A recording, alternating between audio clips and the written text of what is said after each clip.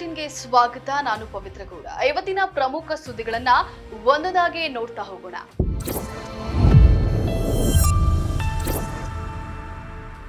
ಬೆಂಗಳೂರಿನಲ್ಲಿ ನಿಧನರಾಗಿರುವ ಮಾಜಿ CM S M Krishna ಅಂತ್ಯಕ್ರಿಯೆ ಅವರ ತವರು ಮದ್ದೂರಿನ ಸೋಮನಹಳ್ಳಿಯ ಕಾಫಿ ಡೇ ಆವರಣದಲ್ಲಿ ನಡೆಯಲಿದೆ ಅಂತ ಹೇಳಿ ಕುಟುಂಬದ ಮೂಲಗಳು ತಿಳಿಸಿವೆ. ಅಲ್ಲದೆ ನಾಳೆ ರಾಜ್ಯದಲ್ಲಿ ಸರ್ಕಾರಿ ರಜೆ ಸಹ ಘೋಷಿಸಲಾಗಿದೆ ಅಂತ ಹೇಳಿ ಉಪಮುಖ್ಯಮಂತ್ರಿ ಡಿಕೆ ಶಿವಕುಮಾರ್ ತಿಳಿಸಿದ್ದಾರೆ. ಸದಾಶಿವನಗರದಲ್ಲಿರುವ ಎಸ್ಎಂ ಕೃಷ್ಣ ಅವರ ನಿವಾಸದಲ್ಲಿ ನಾಳೆ ಬೆಳಗ್ಗೆ 8ರವರೆಗೆ ಅಂತಿಮ ದರ್ಶನ ವ್ಯವಸ್ಥೆಯನ್ನು ಕಲ್ಪಿಸಲಾಗಿದೆ. 10:30ರಿಂದ ಮದ್ದೂರಿನಲ್ಲಿ ಸಾರ್ವಜನಿಕರಿಗಾಗಿ ಅಂತಿಮ ದರ್ಶನಕ್ಕೆ ಅವಕಾಶವನ್ನು ನೀಡಲಾಗುವುದು. ಬಳಿಕ ಸಕಲ ಸರ್ಕಾರಿ ಗೌರವಗಳೊಂದಿಗೆ ಅಂತ್ಯ ಸಂಸ್ಕಾರವನ್ನು ನೆರವೇರಿಸಲಾಗುವುದು ಅಂತ ಹೇಳಿ ಡಿಕೆ ಶಿವಕುಮಾರ್ ತಿಳಿಸಿದ್ದಾರೆ. ಅಲ್ಲದೆ ರಾಜ್ಯದಾದ್ಯಂತ ಡಿಸೆಂಬರ್ 10ರಿಂದ 12ರವರೆಗೆ 3 ದಿನಗಳ ಕಾಲ ಶೋಕಾಚರಣೆಯನ್ನ ಘೋಷಿಸಿ ಸರ್ಕಾರ ಅಧಿಸೂಚನೆಯನ್ನ ಹೊರಡಿಸಿದೆ. ಶೋಕಾಚರಣೆ ಅವಧಿಯಲ್ಲಿ ಯಾವುದೇ ಸಾರ್ವಜನಿಕ ಮನೋರಂಜನಾ ಕಾರ್ಯಕ್ರಮಗಳು ಇರೋದಿಲ್ಲ. ರಾಜ್ಯ ಸರ್ಕಾರದ ಎಲ್ಲಾ ಕಟ್ಟಡಗಳ ಮೇಲೆ ರಾಷ್ಟ್ರ ಧ್ವಜವನ್ನ ಅರ್ಧ ಮಟ್ಟದಲ್ಲಿ ಹಾರಿಸಲಾಗುವುದು ಅಂತ ಹೇಳಿ ತಿಳಿಸಿದೆ. ಜಾರಿ ನಿರ್ದೇಶನಾಲಯದ ಅಧಿಕಾರಿಗಳ ಸೋಗಿನಲ್ಲಿ ಆಭರಣ ವ್ಯಾಪಾರಿಯ ನಿವಾಸಕ್ಕೆ ನಕಲಿ ದಾಳಿ ಮಾಡಿ 25 ಲಕ್ಷ ಮೌಲ್ಯದ ಚಿನ್ನಾಭರಣ ಮತ್ತು ನಗದು ದೋಚಿದ್ದ ನಕಲಿ ಇಡಿ ಅಧಿಕಾರಿಗಳ ತಂಡವನ್ನ ಗುಜರಾತ್ನ ಕಚ್ ಪೊಲೀಸರು ಬಂಧಿಸಿದ್ದಾರೆ. ಈ ಘಟನೆಯು ಅಕ್ಷಯ್ ಕುಮಾರ್ ಅಭಿನಯದ ಸ್ಪೆಷಲ್ 26 ಬಾಲಿವುಡ್ ಚಲನಚಿತ್ರದ ಕಥೆಯಂತೆಯೇ ಇದ್ದು, ಡಿಸೆಂಬರ್ 2ರಂದು ಆಭರಣ ವ್ಯಾಪಾರಿಯೊಬ್ಬರ ಮನೆಗೆ ಇಡಿ ಅಧಿಕಾರಿಗಳ ಸೋಗಿನಲ್ಲಿ ನಕಲಿ ದಾಳಿಯನ್ನು ನಡೆಸಿ 25 ಲಕ್ಷ ಮೌಲ್ಯದ ಚಿನ್ನಾಭರಣ ಮತ್ತು ನಗದನ್ನ ದೋಚಲಾಗಿದೆ.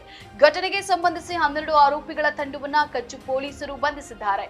ಬಂಧಿತ ಆರೋಪಿಗಳನ್ನ ಪೊಲೀಸರು ನಗರದ ಬೀದಿಗಳಲ್ಲಿ ಮೆರವಣಿಗೆಯನ್ನು ನಡೆಸಿದ್ದಾರೆ.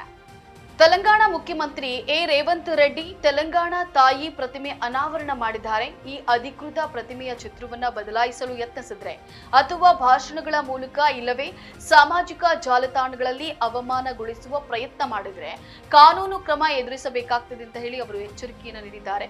ರಾಜ್ಯ ಸೆಕ್ರೆಟರಿಯೇಟ್ ಆವರಣದಲ್ಲಿ ಸಾವಿರಾರು ಮಂದಿ ಮಹಿಳಾ ಸ್ವಸಹಾಯ ಗುಂಪುಗಳ ಸದಸ್ಯರು, ಕವಿ, ಕಲಾವಿದರು, ಸಚಿವರು ಮತ್ತು ಚುನಾಯಿತ ಜನಪ್ರತಿನಿಧಿಗಳ ಸಮ್ಮುಖದಲ್ಲಿ ಅವರು ತೆಲಂಗಾಣ ತಾಯಿ ಪ್ರತಿಮೆ ಅನಾವರಣವನ್ನ ಮಾಡಿದ್ದಾರೆ.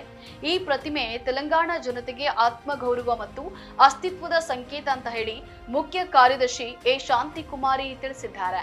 ಮುಂಬೈನ ಪಶ್ಚಿಮ ಕುರ್ಲಾದಲ್ಲಿ ಭೀಕರ ರಸ್ತೆ ಅಪಘಾತ ಸಂಭವಿಸಿದೆ. ಘಟನೆಯಲ್ಲಿ 7 ಮಂದಿ ಸಾವಿಗೀಡಾಗಿದ್ದು 49 ಜನರು ಗಾಯಗೊಂಡಿದ್ದಾರೆ. ಚಾಲಕನ ನಿಯಂತ್ರಣ ತಪ್ಪಿದ ಬೃಹನ್ ಮುಂಬೈ ವಿದ್ಯುತ್ ಸರಬರಾಜು ಮತ್ತು ಸಾರಿಗೆ ಸಂಸ್ಥೆಯ ಬಸ್ ಪಾದಚಾರಿಗಳು ಹಾಗೂ ಹಲವು ವಾಹನಗಳಿಗೆ ಡಿಕ್ಕಿ ಹೊಡೆದಿದೆ. ಸೋಮವಾರ ರಾತ್ರಿ 9:30ರ ವೇಳೆಗೆ ಮುಂಬೈನ ಪಶ್ಚಿಮ ಕುರ್ಲಾದಲ್ಲಿರುವ SG ಬಾರ್ವೆ ಮಾರ್ಗದಲ್ಲಿ ಈ ಘಟನೆ ನಡೆದಿದೆ. ಸೋಮವಾರ 3 ಮೃತಪಟ್ಟಿದ್ರು. ಮಂಗಳವಾರ ಸಾವಿನ ಸಂಖ್ಯೆ 7ಕ್ಕೆ ಏರಿಕೆಯಾಗಿದೆ. ಅಪಘಾತದಲ್ಲಿ 4 ಪೊಲೀಸ್ ಸಿಬ್ಬಂದಿ ಸೇರಿದಂತೆ 49 ಮಂದಿ ಗಾಯಗೊಂಡಿದ್ದು ಅವರನ್ನ ವಿವಿಧ ಆಸ್ಪತ್ರೆಗಳಿಗೆ ದಾಖಲಿಸಲಾಗಿದೆ ಅಂತ ಹೇಳಿ ಅಧಿಕಾರಿಗಳು ತಿಳಿಸಿದ್ದಾರೆ. ವಂಚನೆ ಪ್ರಕರಣವೊಂದರಲ್ಲಿ ಬಾಲಿವುಡ್ ಹಿರಿಯ ನಟ ಧರ್ಮೇಂದ್ರ ಹಾಗೂ ಮತ್ತಿಬ್ಬರಿಗೆ ದೆಹಲಿ ನ್ಯಾಯಾಲಯ ಸಮನ್ಸ್ ಅನ್ನು ನೀಡಿದೆ. ಡಾಬಾ ಫ್ರಾಂಚೈಸಿ ಒಂದಕ್ಕೆ ಸಂಬಂಧಿಸಿದಂತೆ ಉದ್ಯಮಿ ಸುಶೀಲ್ ಕುಮಾರ್ ಎಂಬುವರು ದಾಖಲಿಸಿದಂತಹ ದೂರಿನ ಅನ್ವಯ ಸ್ಥಳೀಯ ನ್ಯಾಯಾಲಯ ಸಮನ್ಸ್ ಜಾರಿ ಮಾಡಿದೆ. 89 ವರ್ಷದ ಧರ್ಮೇಂದ್ರ ಅವರಿಗೆ ಸಮನ್ಸ್ ಅನ್ನು ನೀಡಲಾಗಿದೆ. ಈ ಸಂಬಂಧ ನ್ಯಾಯಾಲಯಕ್ಕೆ ಉತ್ತರಿಸಲಾಗುವುದು ಅಂತ ಹೇಳಿ ಧರ್ಮೇಂದ್ರ ಪರ ವಕೀಲರು ತಿಳಿಸಿದ್ದಾರೆ. ಉತ್ತರ ಪ್ರದೇಶದ ರಾಷ್ಟ್ರೀಯ ಹೆದ್ದಾರಿಯೊಂದರಲ್ಲಿ ಡಾಬಾ ತೆರೆಯಲು ಧರ್ಮೇಂದ್ರ ಸಹಚರರಿಗೆ 2018ರಲ್ಲಿ 17.70 ಲಕ್ಷದ ಚೆಕ್ ಅನ್ನು ಹಸ್ತಾಂತರಿಸಲಾಗಿತ್ತು ಅಂತ ಹೇಳಿ ಸುಶೀಲ್ ಕುಮಾರ್ ದೂರಿದ್ದಾರೆ.